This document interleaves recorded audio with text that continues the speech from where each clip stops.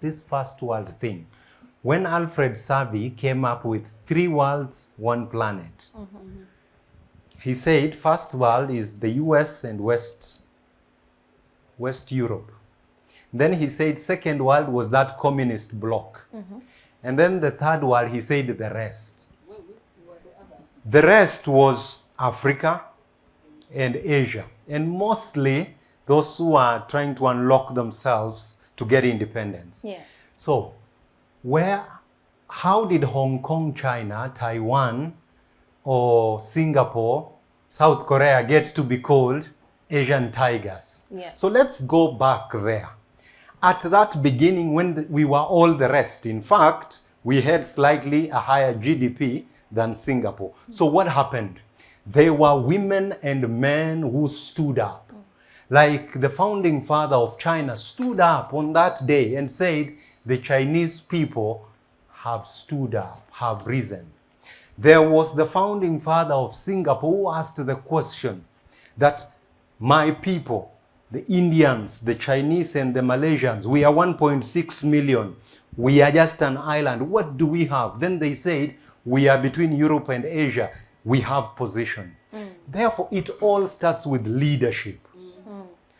At the top, where a woman or a man will lay an ambitious vision with courage, with clarity.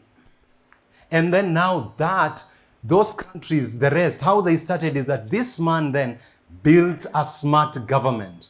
The smart government starts to enable private sector.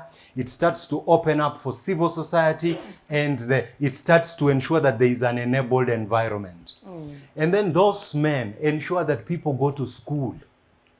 So all these things we are talking about, fair, about having ng'ombe around our ng'ombes, and all these things.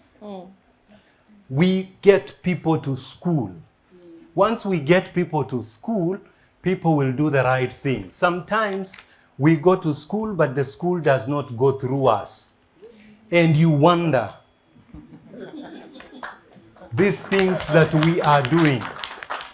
And therefore, the leader of this country has set forth a vision. And therefore, the question goes to Dr. Juang as a senior advisor. Yeah. First of all, did he go to school well so that school went through him, so that then he can run with that vision? Then Joy as the chair of Kenya Power, offering leadership to the distribution of power in this country.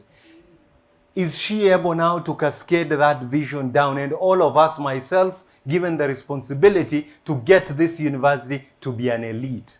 It calls for courage. It calls for discipline. That's what happened in those countries. That is why today, China, in one generation, where it was in fact, there were only 10 poor countries below China 40 years ago. 10. That means it was one of the poorest. But today is the second largest economy in the world and the first in purchasing power. So leadership, leadership, leadership, and everybody else towing the line.